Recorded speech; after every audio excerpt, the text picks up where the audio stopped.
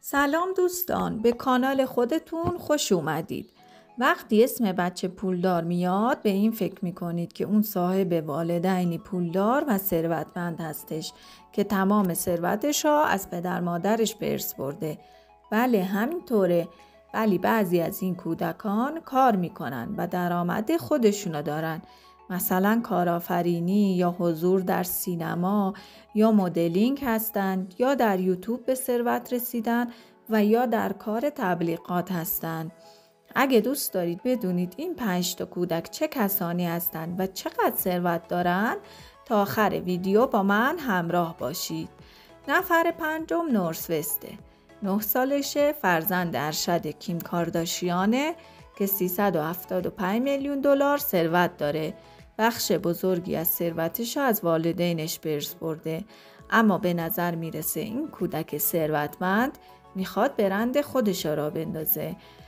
مادرش خیلی جاها و در زمینه‌های مختلف مثل اسباب بازی، تبلیغات و لوازم آرایشی اسم فرزندش آورده و نورس در دنیای سینما هم فعالیت داره. نفر چهارم استورمی وستره.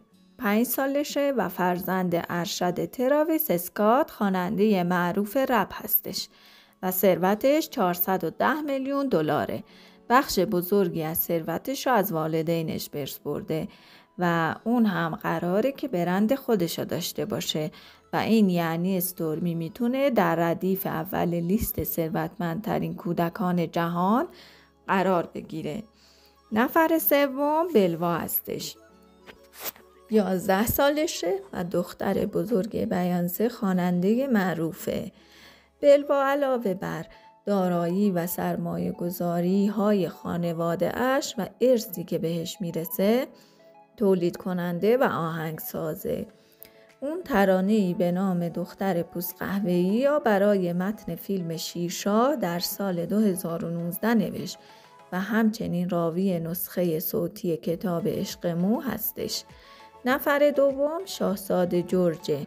9 سالشه و فرزند ارشد ویلیام ولیعهد بریتانیاست و سومین نفر در صف تاج و تخت بریتانیاست که ثروت اون 4 میلیارد دلاره.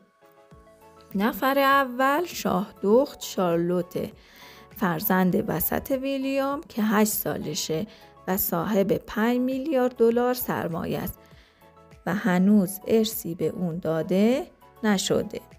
امیدوارم از این ویدیو خوشتون اومده باشه و نظرات خودتون رو در مورد این ویدیو برای من کامنت کنید.